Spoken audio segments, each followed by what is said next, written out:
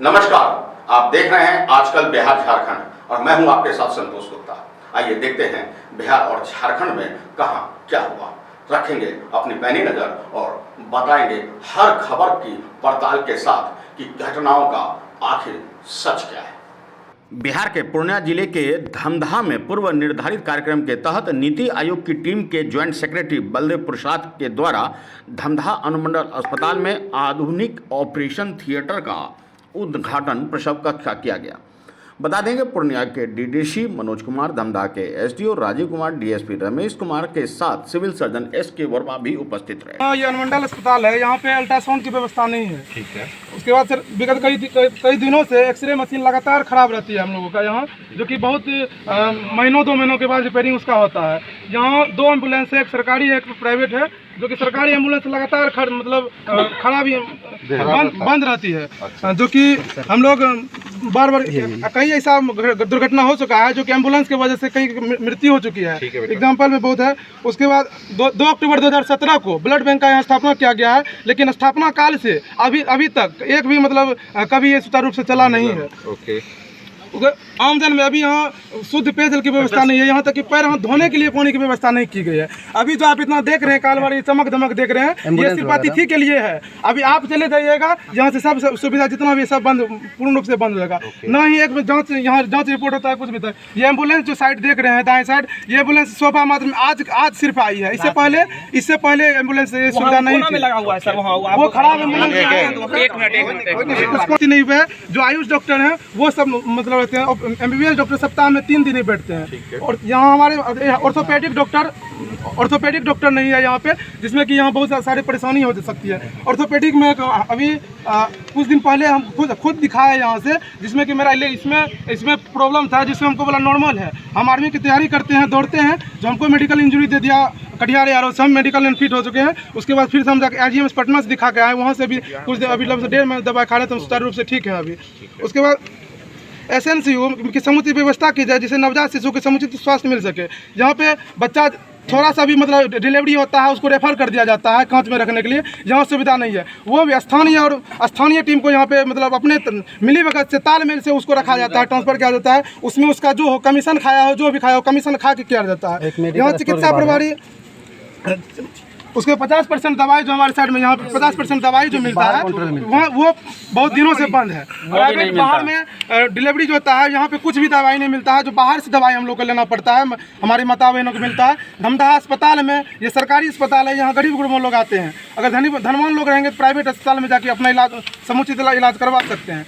हम लोग कई बार चिकित्सा प्रभारी सब मिले भी हैं, उसका कोई हम लोग का संज्ञान नहीं लिया गया है। हम लोग का मांग है धमदाहा में पदयुक्त ट्रेनिंग वाले अनुभवहीन जूनियर डॉक्टर को अनुमंडल उपाधीक्षक बनाया गया है, जबकि कई अनुभवी वरीय चिकित्सक इस अस्पताल में मौजूद हैं। इसकी जांच हो।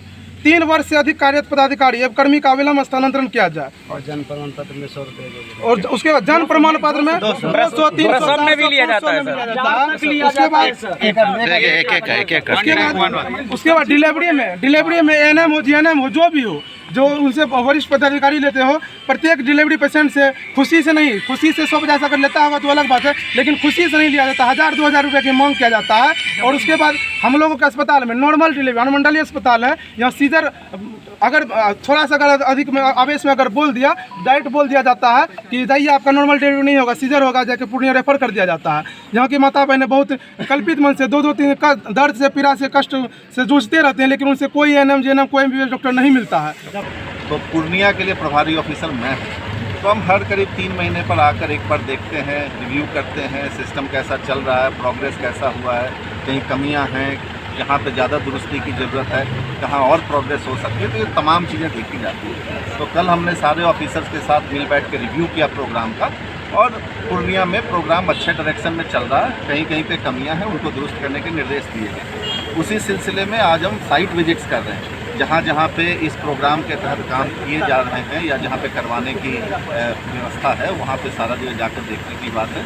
तो उसी सिलसिले में आज यहाँ पे हॉस्पिटल में यहाँ पे नीति आयोग की तरफ से पैसे दिए गए हैं, जिसके तहत यहाँ पे कुछ काम हुए, जिसको आकर देखा गया और काम जो यहाँ है वहाँ दिख रहा है।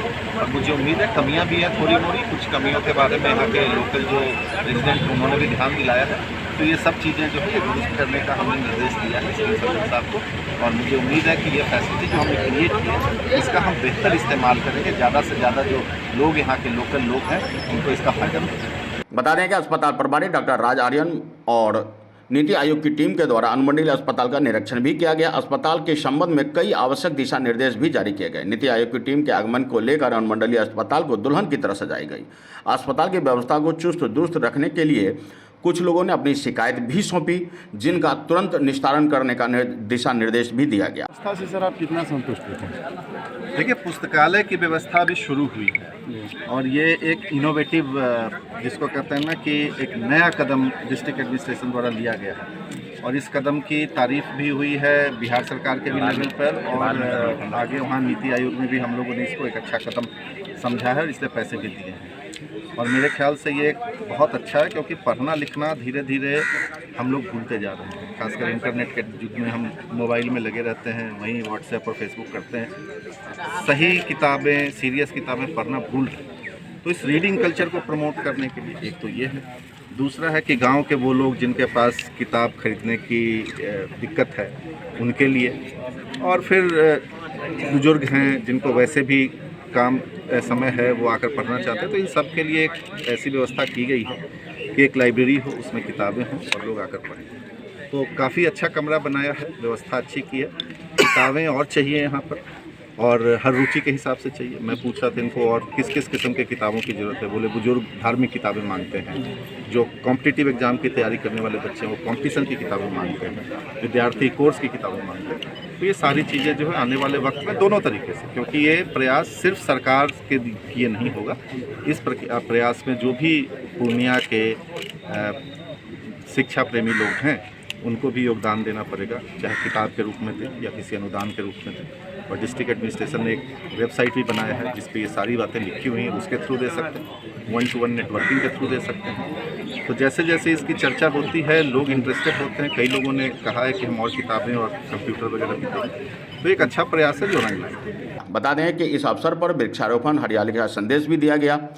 मनरेगा पीओ नीरज कुमार से सरोवर के संबंध में कई आवश्यक जानकारी भी ली गई। इसके बाद टीम के द्वारा पंचायत के पुस्तकालय का भी निरीक्षण किया गया। नीति आयोग की टीम के पंचायत पुस्तकालय की शुरुआत की तारीफ की और कहा कि यह एक अच्छी शुरुआत है, हमें पढ़ने और आगे बढ़ने की ज़रूरत है। इंटरनेट और मोबाइल के दौर में लोग किताबों से दूर हो रहे हैं, वहीं पंचायत पुस्तकालय लोगों को पुनः किताब से जोड़ने का कार्य कर रही है। मौके पर नीति आयोग की टीम के साथ समाजसेवी, अमर मंडल, उप मुखिया एवं कई अन्य लोग मौजूद रहे। आपको बता दें कि अस्पताल और उसकी तमाम व्यवस्थाओं को चाक चौबंद करने के लिए आवश्यक दिशा निर्देश दिया गया है। अब देखना होगा कि इस पर कितनी कार्रवाई होती है। धमधा से मुकेश कुमार की रिपोर्ट। तो आज के लिए इतना ही। बने रहिए हमारे साथ, हम बिहार और झारखंड के हर अपडेट लेकर आएंगे। और हाँ भैया, सब्सक्राइब नहीं किए हैं तो कर लीजिए, काहे कि चैनल आपका अपना है और आपका अपना है तो आपको सब्सक्राइब तो करना पड़ेगा ना, और शेयर भी कीजिए और लोगों को बताइए भी कि इस पर अपना खबर आता है, आपका अपना, जो आपकी आवाज है। इसलिए तो हम कहते हैं कि आजकल बिहार झारखंड आपकी अपनी आवाज अब नहीं दबेगी। बने रहिए हमारे साथ।